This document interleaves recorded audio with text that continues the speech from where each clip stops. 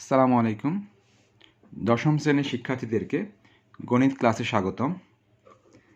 আমরা গণিত revision lecture 9 আমরা এর আগে 8টি রিভিশন ক্লাস নিয়েছি। তোমরা যারা এখনও সেগুলো দেখোনি তারা অবশ্যই ইউটিউব থেকে তোমাদের প্লেলিস্টে গেলে আগের 8টি লেকচার তোমরা পেয়ে যাবে। তো গণিত রিভিশন ক্লাস আজ আমাদের 9 নম্বর লেকচার। দেখো, আমি একটি সৃজনশীল নিয়ে আলোচনা করার চেষ্টা করি। ঢাকা বোর্ড 2019 পরিমিতি অংশ। আমরা কোশ্চেনটা নিশ্চয়ই সবাই দেখতে পাচ্ছি। তো আমি এই কোশ্চেনে যাওয়ার আগে এই কোশ্চেন সম্পর্কিত যে সমস্ত সূত্রাবলী তোমাদের লাগতে পারে আমি সেই সূত্রগুলো নিয়ে একটু আলোচনা করে আসি। তারপর আমরা এই কোশ্চেন নিয়ে আলোচনা করব। চলো আমরা কিছু সূত্র নিয়ে আলোচনা করি। শিক্ষার্থীরা, তোমরা দেখতে পাচ্ছ এটি রম্বস।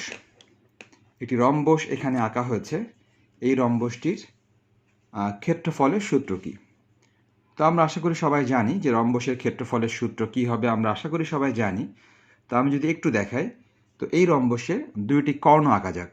দেখো, এটা হচ্ছে রম্বসটির একটি কর্ণ, আর এটা দেখো রম্বসটির অপর কর্ণ।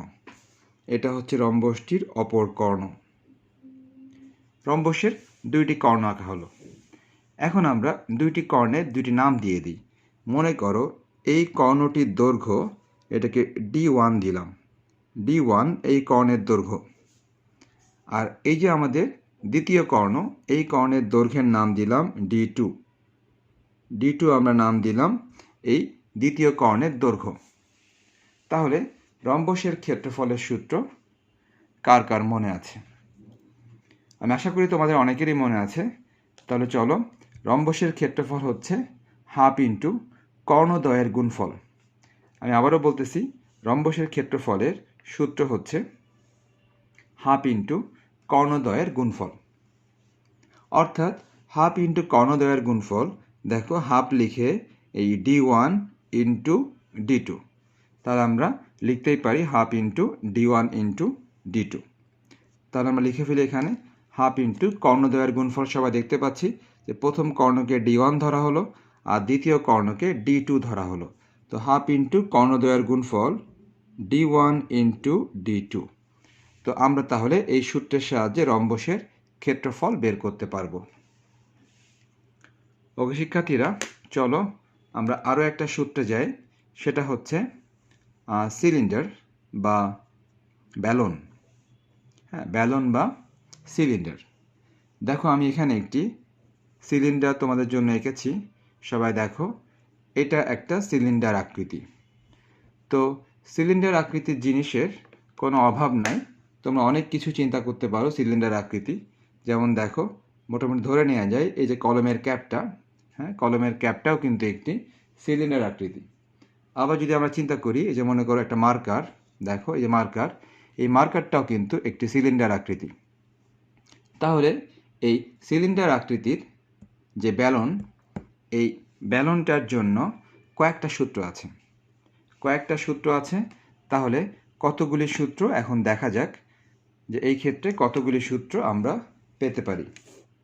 সবার প্রথমে দেখো যে কোনো সিলিন্ডারেরই একটা ভূমি আছে। এই ভূমিটা কিন্তু বৃত্তাকার। এই ভূমিটা বৃত্তাকার। আবার তুমি এই আপার পোর্শন, এটাকেও ভূমি ভাবতে পারো। তার কারণ হচ্ছে যে ভূমি আসলে তুমি যে কোনো একটাকে ভাবতেই পারো। তাহলে এটা হচ্ছে তোমার ভূমি, আর এই ভূমিটা কিন্তু একটি বৃত্তাকার। যদিও এখানে দেখে হয়তো মনে হচ্ছে না যে এটা বৃত্তাকার, কিন্তু তোমাকে যে কোনো একটি সিলিন্ডার আকৃতির জিনিস যদি দেখানো হয়, মনে করো আমি সেই মার্কারের একটা ক্যাপ নিই। এই যে মার্কারের ক্যাপ, সবাই দেখতে পাচ্ছ মার্কারের ক্যাপ। এই যে মার্কারের যে ক্যাপটি সিলিন্ডার আকৃতি, তুমি যদি দেখো দুইটা পোর্শন দেখো, এই যে আপার পোর্শন, এটাও দেখো বৃত্তাকার। আবার দেখো লোয়ার পোর্শন, দেখো এটাও দেখো বৃত্তাকার। তার মানে আসলে সিলিন্ডার যখন আঁকা হয় তখন দেখে হয়তো মনে হয় না যে এটা বৃত্তাকার, কিন্তু আসলে এই সিলিন্ডারের দুইটা পোর্শন, আপার পোর্শন এবং লোয়ার পোর্শন, দুইটাই কিন্তু বৃত্তাকারই থাকে। তাহলে আমরা বুঝতে পারলাম যে সিলিন্ডার আকৃতির ক্ষেত্রে অবশ্যই এই ভূমিটা বৃত্তাকার। তাহলে এটাকে বলা হচ্ছে সিলিন্ডারের ভূমি বা ব্যালনের ভূমি।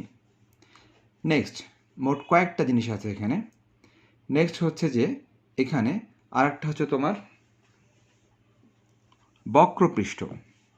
বক্রপৃষ্ঠ বলতে আমরা কি বুঝবো?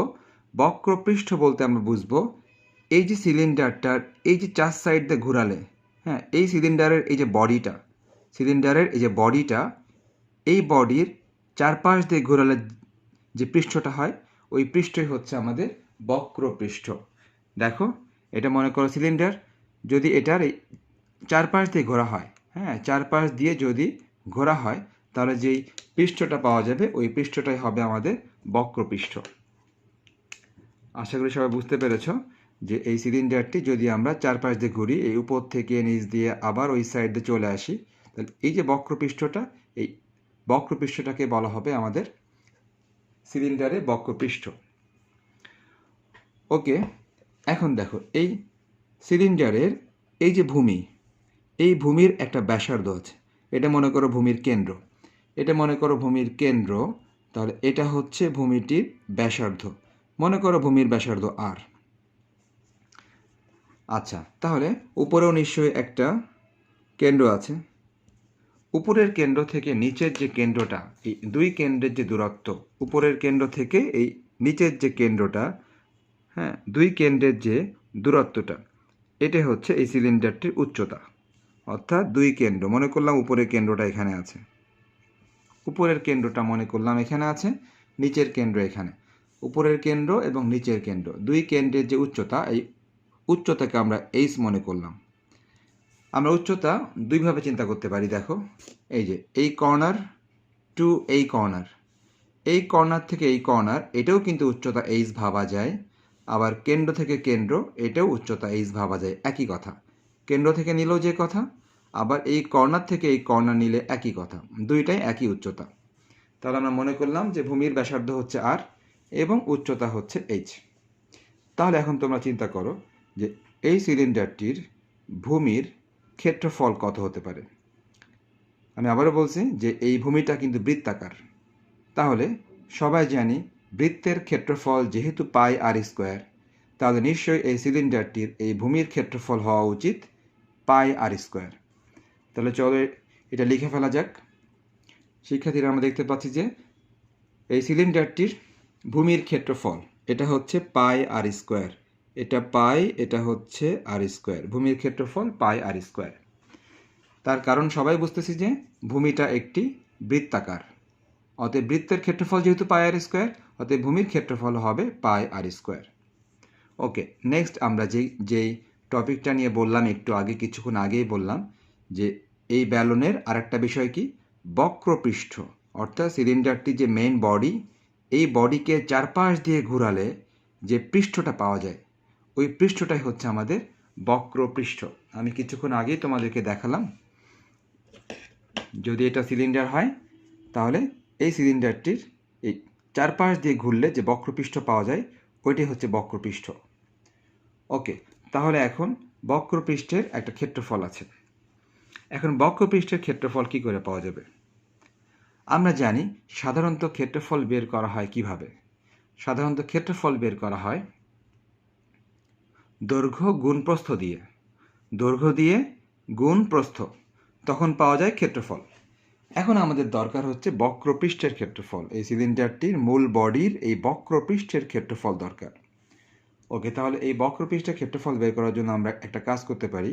আমরা প্রস্থ হিসাবে চিন্তা করতে পারি এই সিলিন্ডারটির পরিধি।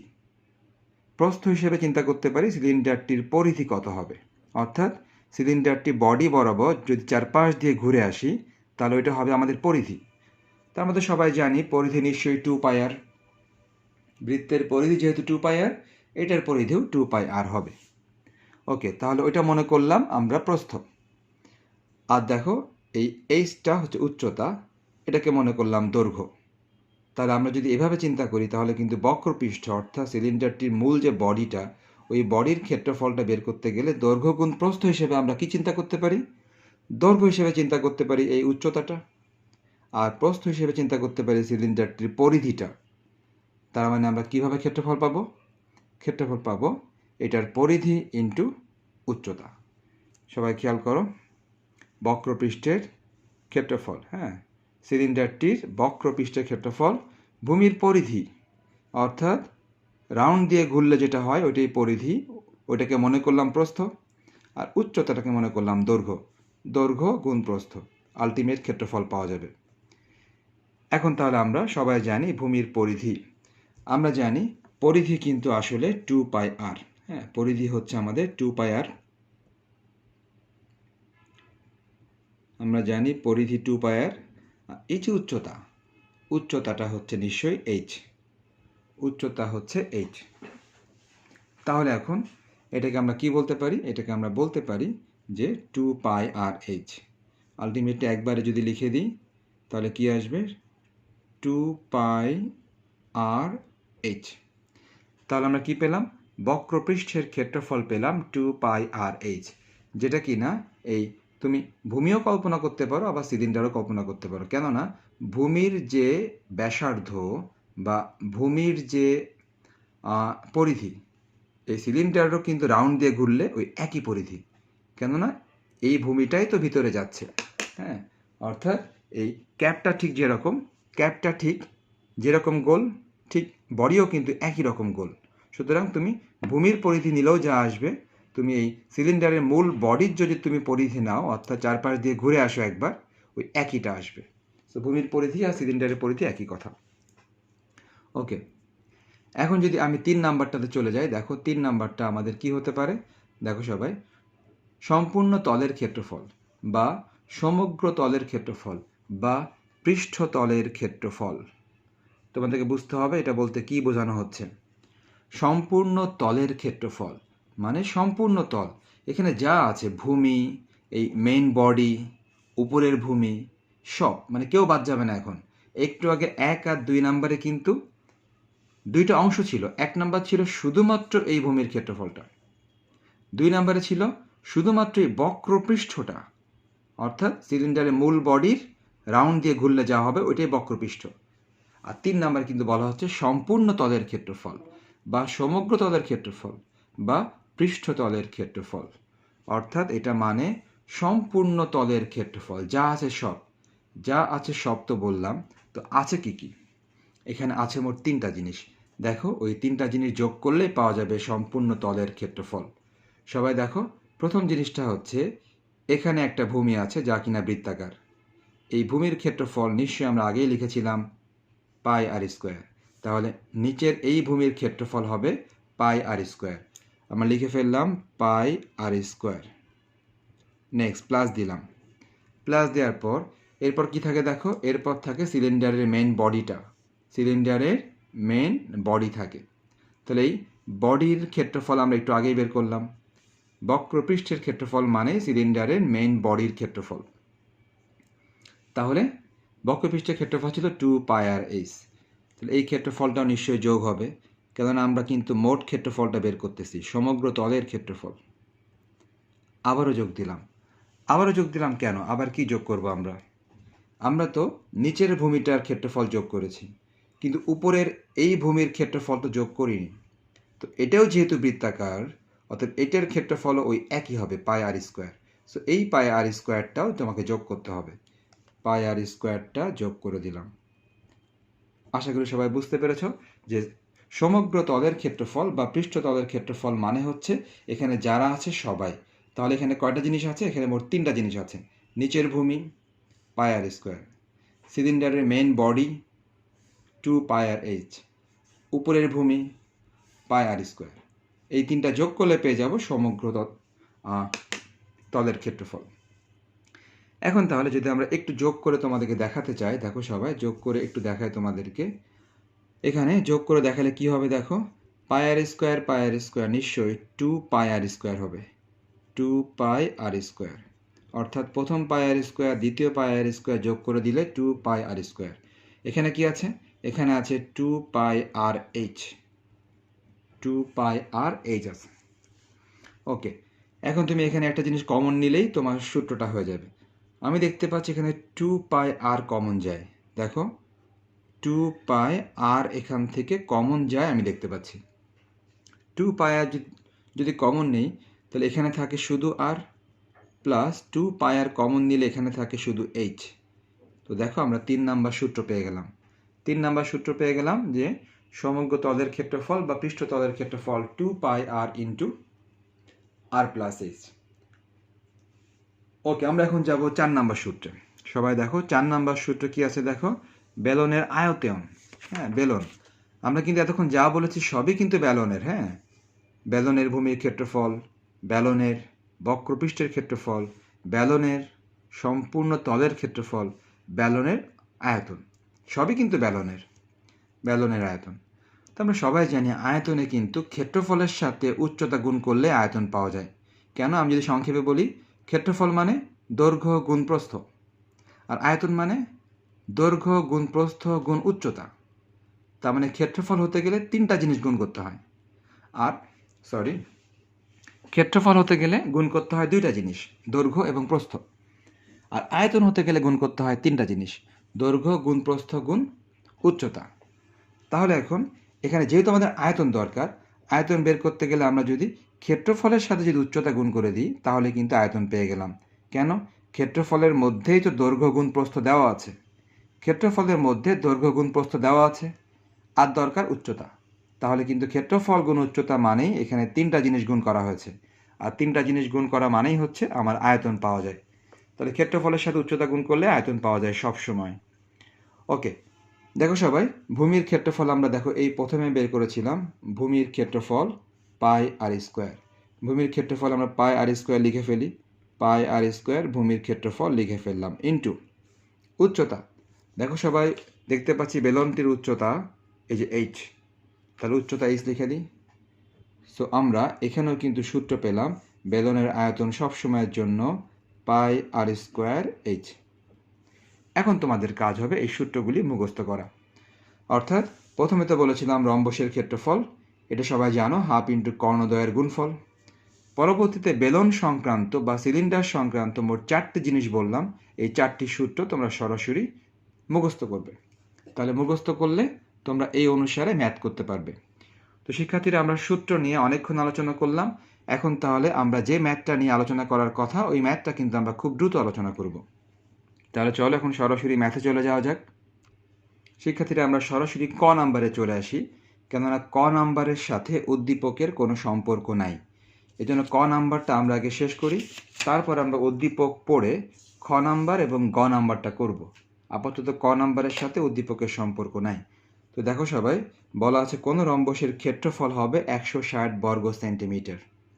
অর্থাৎ রম্বসটির ক্ষেত্রফল দেওয়া আছে এবং একটি কর্ণ 20 সেন্টিমিটার দেওয়া আছে। জানতে চাওয়া হচ্ছে অপর কর্ণের দৈর্ঘ্য নির্ণয় করো। আমরা খুব সহজে নির্ণয় করতে পারবো, যেহেতু আমরা ক্ষেত্রফল জানি, একটি কর্ণ জানি। জানতে চাওয়া হচ্ছে অপর কর্ণের দৈর্ঘ্য। তো শিক্ষার্থীরা, আমরা কিছু কিছু কথা প্রথমে লিখে নিই, সবাই খেয়াল করো। ওকে, প্রথমে আমরা মনে করি রম্বসটির একটি কর্ণ। রম্বসটির একটি কর্ণ আমরা D1 নাম দিলাম। D1 নাম দিয়ে 20 সেন্টিমিটার একটি কর্ণ দেওয়াই ছিল, ওটা লিখে দিলাম। এবং আমরা রম্বসটির অপর কর্ণের নাম দিয়ে দিই, মনে করি অপর কর্ণ D2। তাহলে রম্বসটির একটি কর্ণ D1 মনে করলাম, অন্য কর্ণ D2 মনে করলাম। D1 মনে করলাম দেওয়া আছে, আর D2 তোমাকে বের করতে হবে। ওকে, এখন দেখো, আমরা জানি রম্বসের ক্ষেত্রফল, আমরা কিছুক্ষণ আগেই শিখেছি রম্বসের ক্ষেত্রফল half into D1 into D2, অর্থাৎ হাফ ইন্টু কর্ণদ্বয়ের গুণফল সমান রম্বসটির ক্ষেত্রফল। আমরা কিছুক্ষণ আগেই এটা শিখেছি। তাহলে আমরা বলতেই পারি প্রশ্ন মতে রম্বসটির ক্ষেত্রফল সমান 160। কেন? সবাই খেয়াল করো, প্রশ্নে বলাই ছিল রম্বসের ক্ষেত্রফল 160, আর রম্বসের ক্ষেত্রফল তো এইটাই। তার মানে প্রশ্ন মতে রম্বসের ক্ষেত্রফল হাফ ইন্টু D1 D2 সমান সমান নিশ্চয়ই এই 160 হবে। ওকে, এখন আমাদের কাজ হবে ক্যালকুলেশন করা। তো শিক্ষার্থীরা, ক্যালকুলেশন তোমরা নিজেরাও করতে পারবে। তো আমি যদি একটু ক্যালকুলেশনের কিছু অংশ তোমাদের করে দেখাই। দেখো সবাই, প্রথমে হাফ লিখলাম, পরে D1 এর মান কিন্তু আমরা 20 দেখতে পাচ্ছি, কিন্তু D2-র মান আমরা কেউ জানি না। D2-র মানটা বের করতে হবে। আমরা D1 এর মানটা 20 বসিয়ে দিলাম। এখন দেখো, 20 এবং 2 যদি কাটাকাটি করি, বাম দিকে 10 থাকে। 10 D2 সমান 160। 20 এবং 2 কাটাকাটি করলাম। এখন এই 10কে আমরা ডান দিকে পাঠিয়ে দিই। 10কে ডান দিকে পাঠিয়ে দিলে 160 নিচে এটা চলে আসবে 10। এখন যদি আমরা কাটাকাটি করি আমরা D2 পেয়ে যাচ্ছি। D2 হচ্ছে 16।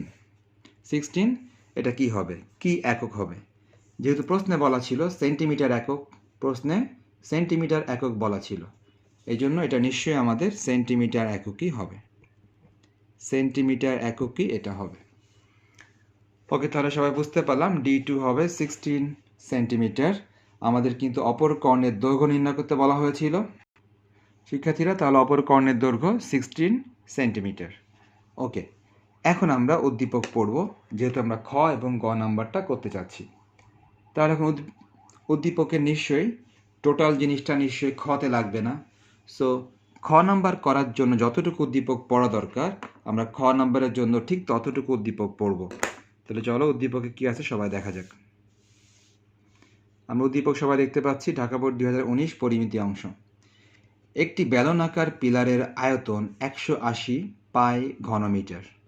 তার মানে তারা বেলনাকার একটি পিলার, যাকে আমরা সিলিন্ডারের সাথে কল্পনা করতে পারি। বেলন এবং সিলিন্ডার একই কথা। তার মানে এখানে কি দেওয়া আছে, বেলনের আয়তন দেওয়া আছে 180 পাই।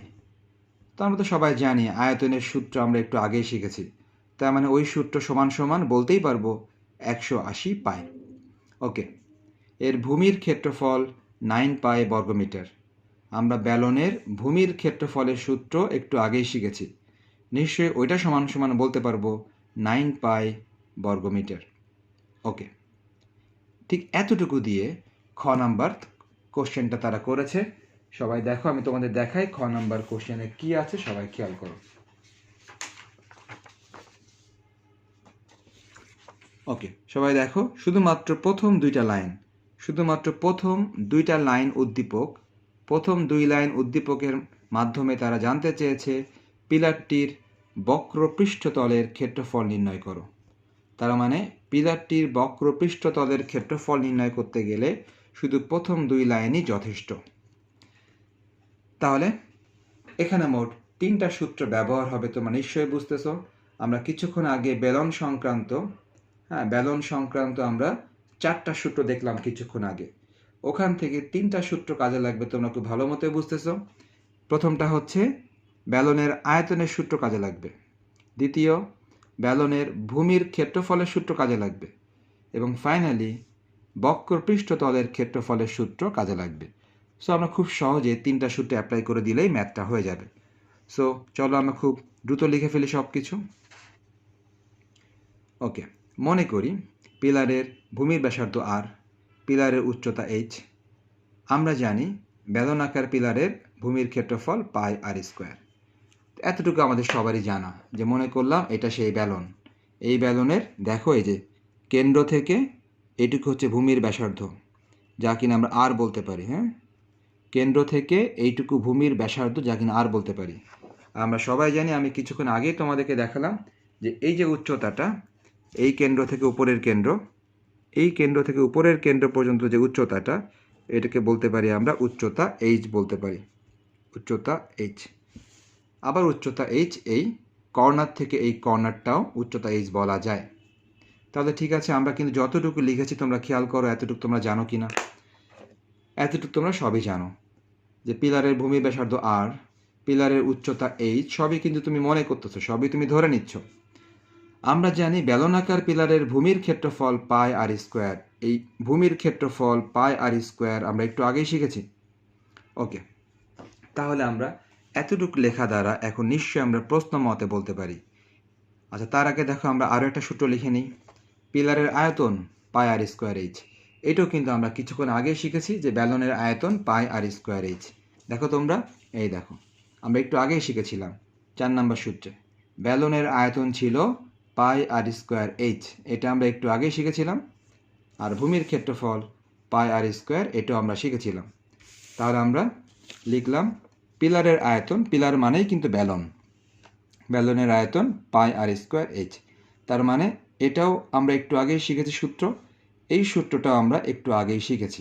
সুতরাং আমরা প্রথমে যা লিখলাম সবই কিন্তু আমরা যা জানি তা লিখলাম। আমরা যে যে সূত্রগুলো জানতাম ওই সূত্রগুলি আমরা লিখে রাখলাম। ওকে, এখন নিশ্চয় আমরা বলতে পারবো যে প্রশ্ন মতে পাই আর স্কোয়ার সমান সমান 9 পাই। কেন? পাই আর স্কোয়ার কী জিনিস? পাই আর স্কোয়ার হচ্ছে আমাদের ভূমির ক্ষেত্রফল। দেখো সবাই প্রশ্নে ভূমির ক্ষেত্রফল বলা ছিল কি না। দেখো ভূমির ক্ষেত্রফল 9 পাই বলা ছিল, তো নিশ্চয়ই আমরা ভূমির ক্ষেত্রফলের যে সূত্র ওইটা সমান সমান লিখতে পারি 9 পাই। দেখো আমরা ঠিক এই কাজটাই করেছি। প্রশ্ন মতে ভূমির ক্ষেত্রফল পাই আর স্কোয়ার সমান সমান 9 পাই, প্রশ্নে 9 পাই বলাই আছে। এখন আমরা সবাই ক্যালকুলেশন করি। তো ক্যালকুলেশন নিশ্চয়ই সবাই বুঝতে পারবে। দেখো উভয় পক্ষ থেকে পাই কেটে গেল, আর স্কোয়ার সমান 9, রুট করে দিলে আর সমান √9, √9 মানে 3, সো আর এর মান 3 মিটার। সো সবাই বুঝতে পারলাম, আমরা কিন্তু আর এর মানটা পেয়ে গেলাম। এখন আমরা চলে যাব দ্বিতীয় প্রশ্ন মতে। দ্বিতীয় প্রশ্ন মতে কোনটা? নিশ্চয়ই এটা, পিলারের আয়তন। তাহলে পিলারের আয়তনের সূত্র হচ্ছে এটা, আর এটা সমান সমান প্রশ্ন মতে কী লেখা যায়? চলো আর একবার দেখে আসি প্রশ্ন মতে কী লেখা যায়। পিলারের আয়তন বলা ছিল 180 পাই, তার মানে পিলারের আয়তন 180 পাই লেখা যায় প্রশ্ন মতে। সো বলতেই পারি নিশ্চয় যে প্রশ্ন মতে পিলারের আয়তন এটা সমান সমান 180 পাই। চলো এটাও লিখে রাখা যাক।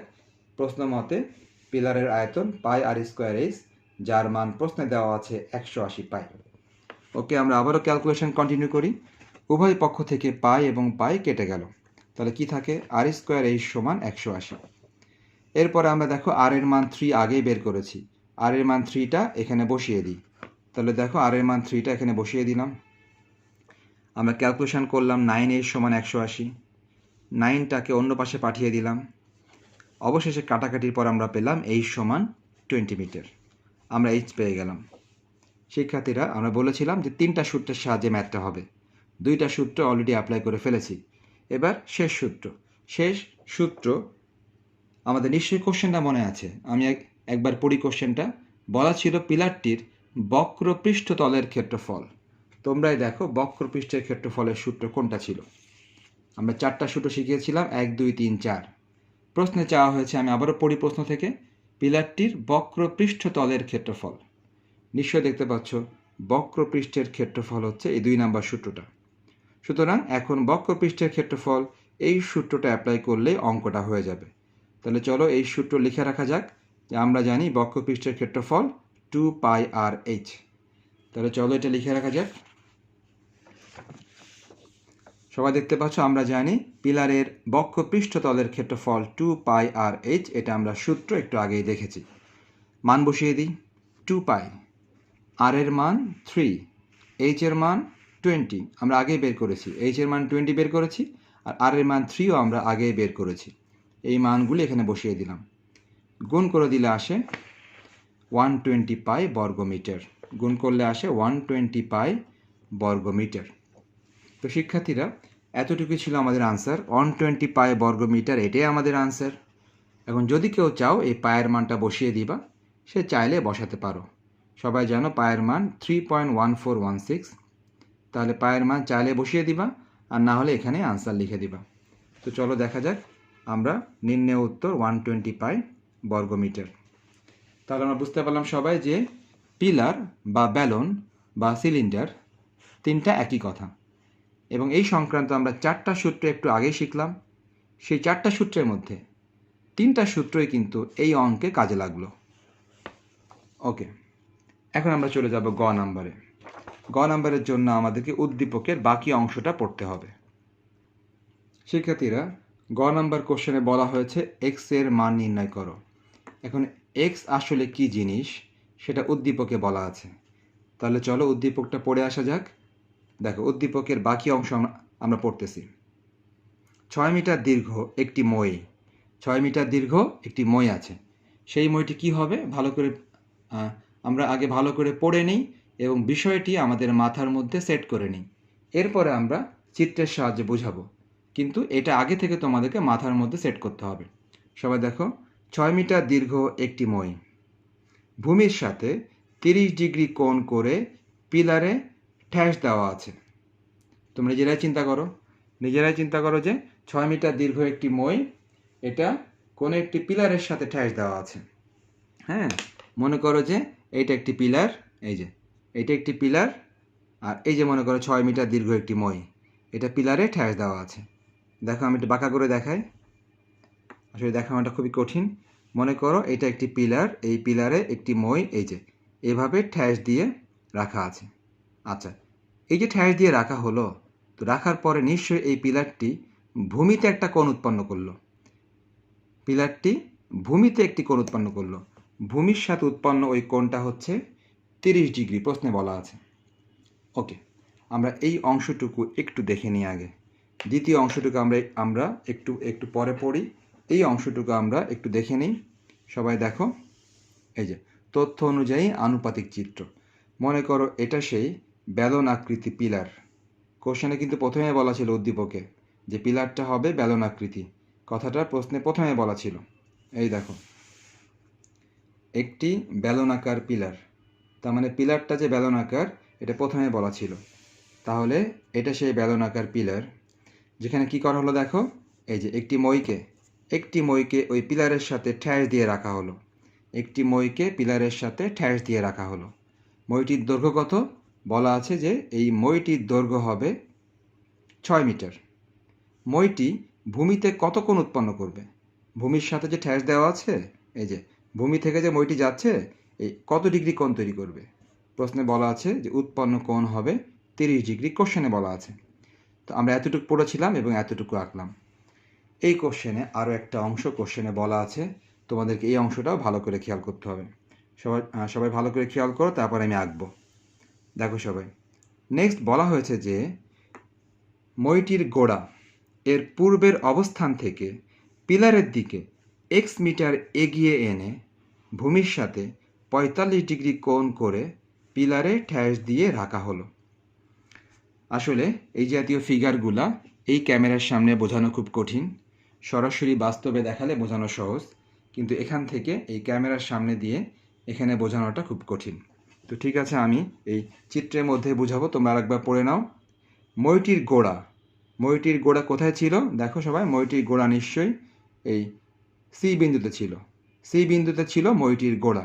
এই মইটির গোড়া কি করা হবে দেখো সবাই, পূর্বের অবস্থান থেকে, মানে যেখানে ছিল ওখান থেকে পিলারের দিকে এক্স মিটার এগিয়ে আনা হবে এবং সেই মুহূর্তে ভূমির সাথে 45 ডিগ্রি কোণ তৈরি করবে।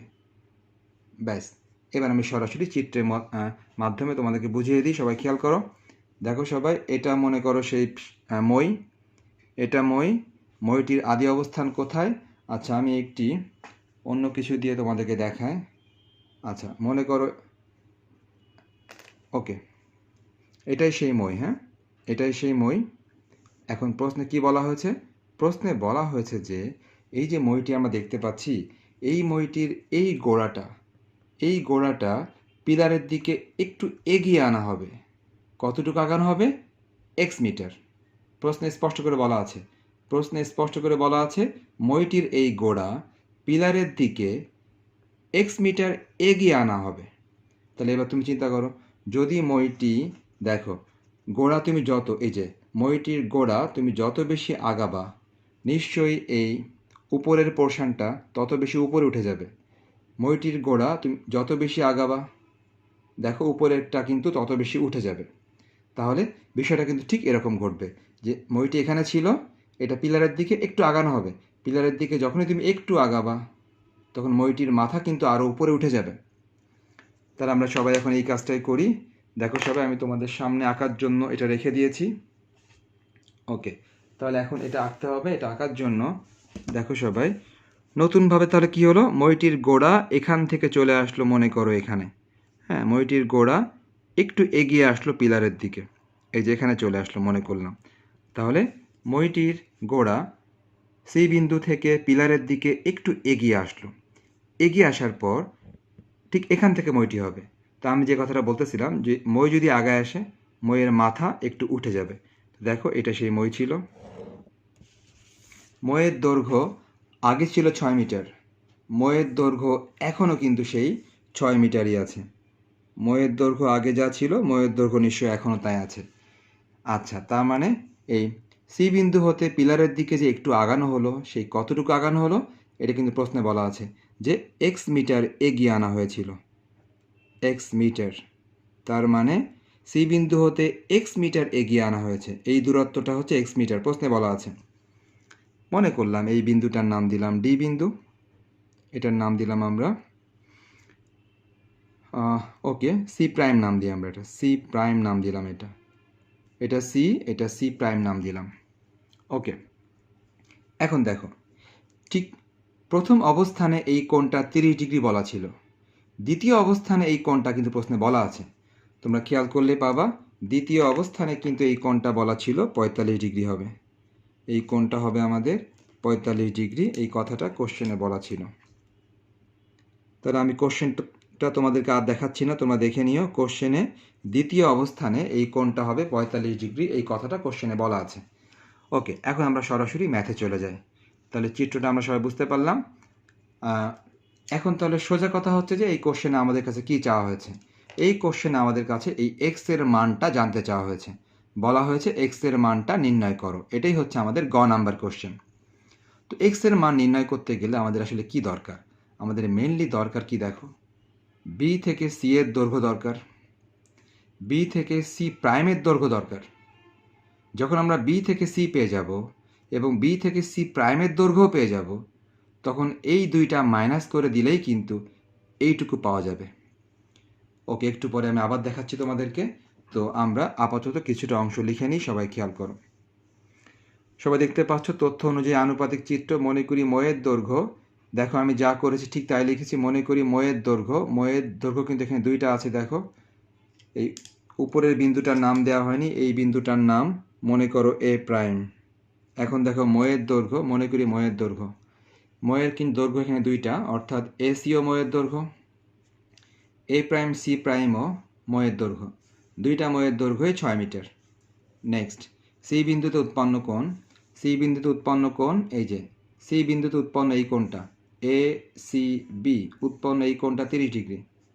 অনুরূপভাবে তাহলে পরেরটা কি, সি প্রাইম বিন্দুতে উৎপন্ন কোণ, দেখো সবাই সি প্রাইম বিন্দুতে উৎপন্ন কোণ নাম কি হবে, নাম হবে এ প্রাইম সি প্রাইম বি, নিশ্চয়ই 45 ডিগ্রি।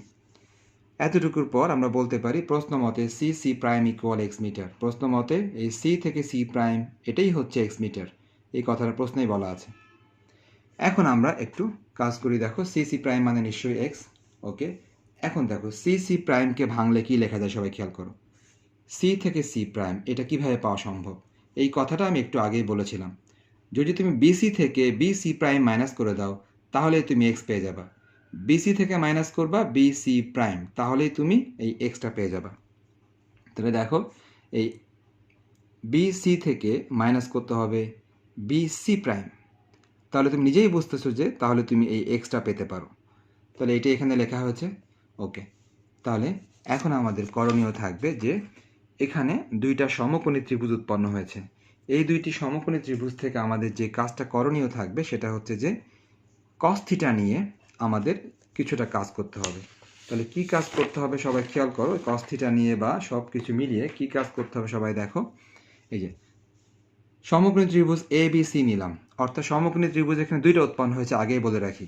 একটা দেখো, একটা হচ্ছে এ বি সি সমকোণী ত্রিভুজ, আর একটা সমকোণী ত্রিভুজ হচ্ছে এ প্রাইম বি সি প্রাইম। দুইটা সমকোণী ত্রিভুজ আমরা দেখতে পাচ্ছি, একটা হচ্ছে এই যে এই নিচেরটা, আর একটা হচ্ছে এই উপরেরটা। দুইটা সমকোণী ত্রিভুজই আমরা এখন নিব, প্রথমে নিচ্ছি নিচেরটা, একটু পরে আবার নিব উপরেরটা, দুইটা সমকোণী ত্রিভুজ আমরা নিব। তাহলে দেখো আমরা কি লিখেছি, কস কোণ এ সি বি, কস কোণ এ সি বি, মানে আমরা এই কোণটাকে ব্যবহার করতেছি কজের সাহায্যে। শিক্ষার্থীরা তোমাদের নিশ্চয়ই মনে আছে কস থিটা, কস থিটা সমান কি হয়, তোমাদের নিশ্চয়ই মনে আছে কস থিটা সমান হয় ভূমি বাই অতিভুজ।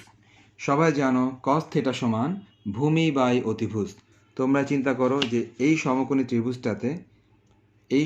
ত্রিভুজটাতে কে ভূমি আর কে অতিভুজ, নিশ্চয়ই তোমরা খুব সহজেই বলতে পারবা এখানে বি সিটা হচ্ছে ভূমি আর এ সিটা হচ্ছে অতিভুজ।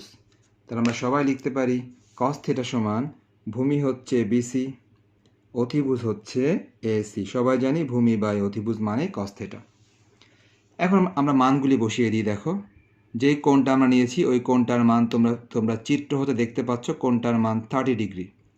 যে কোণটা নিয়েছি কোণটার মান 30 ডিগ্রি।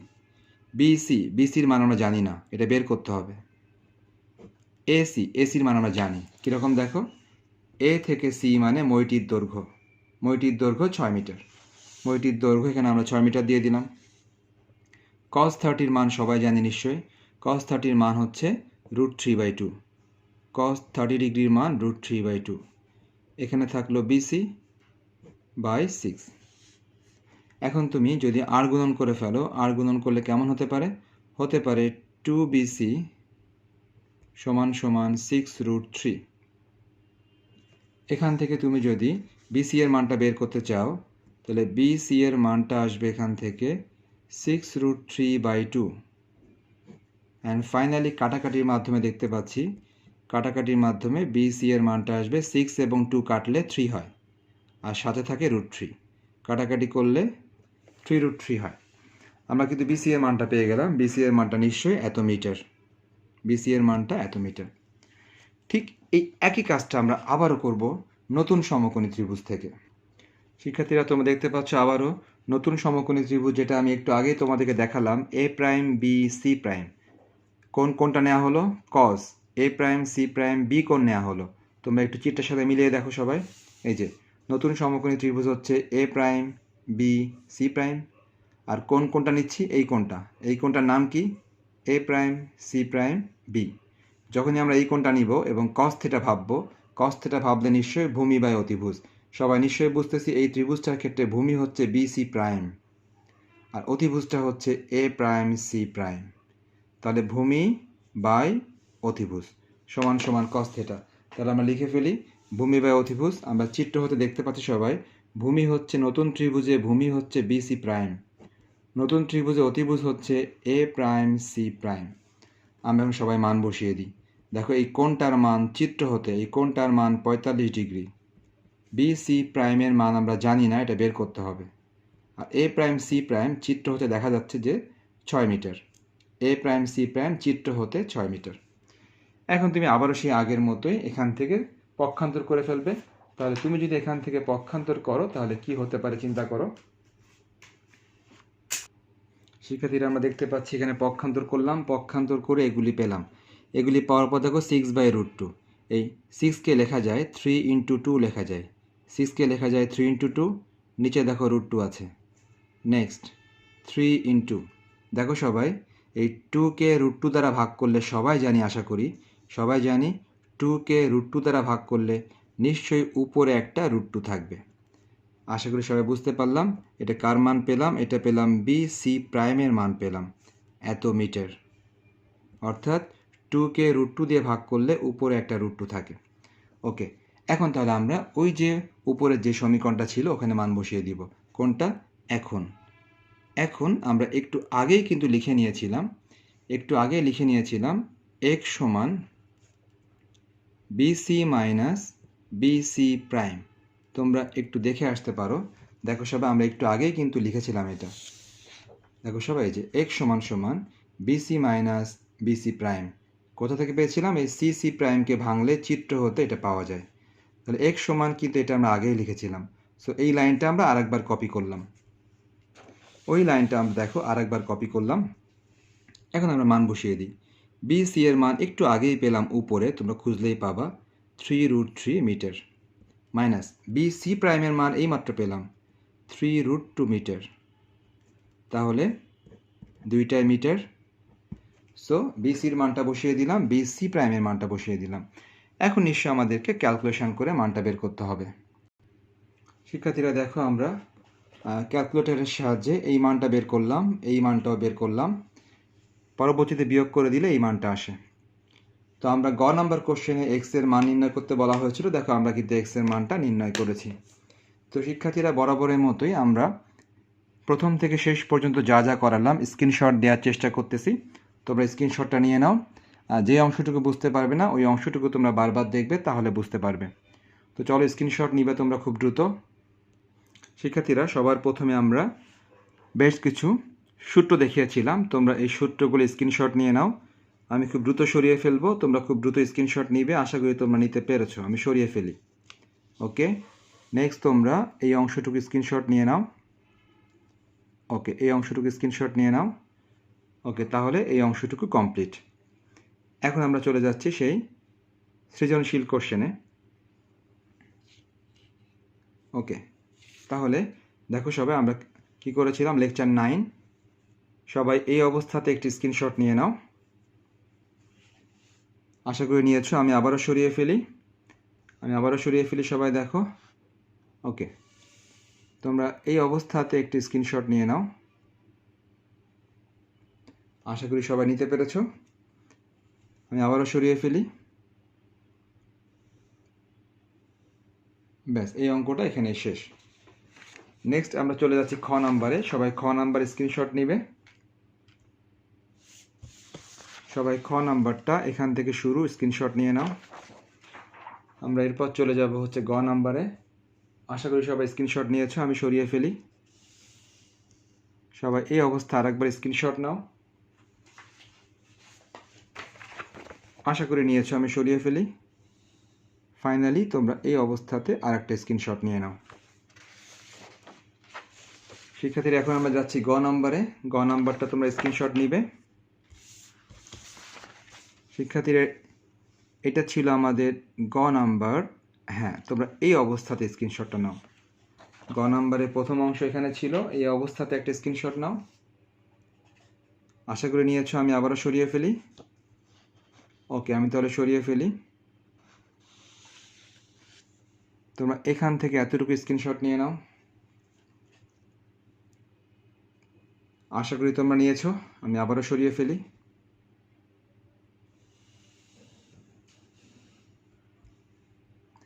এক মিনিট, এটা নিচের অংশটুকু দিয়ে দিই, দেখো সবাই। ব্যাস, তোমরা এই অবস্থাতে একটি স্ক্রিনশট নিয়ে নাও, আশা করি সবাই নিতে পেরেছো। ওকে, আমি তাহলে সরিয়ে ফেলি। দেখো সবাই, এই অবস্থাতে আরেকটি স্ক্রিনশট নিয়ে নাও, আশা করি সবাই নিয়েছো। এবং ফাইনালি এতটুকু ছিল ম্যাথের শেষ অংশ। তো শিক্ষার্থীরা, এটাই ছিল আসলে মূল ব্যাপার, যে তোমরা ওই সূত্রগুলি প্র্যাকটিস করবা এবং এই জাতীয় আরও সৃজনশীল তোমরা টেস্ট পেপার দেখে প্র্যাকটিস করবা। এই জাতীয় আরও সৃজনশীল তোমরা টেস্ট পেপার দেখে প্র্যাকটিস করবে। তোমাদের যেহেতু রিভিশন ক্লাস, তোমাদের নিজ দায়িত্বে সবই রিভিশন করতে হবে। আমরা শুধুমাত্র বিভিন্ন অংশ থেকে বেশ কিছু জিনিস প্র্যাকটিস করিয়ে তোমাদের একটু রিভিশন দেওয়ার চেষ্টা করতেছি। শিক্ষার্থীরা, সবাইকে ধন্যবাদ। সবাই ভালো থেকো। আল্লাহ হাফেজ।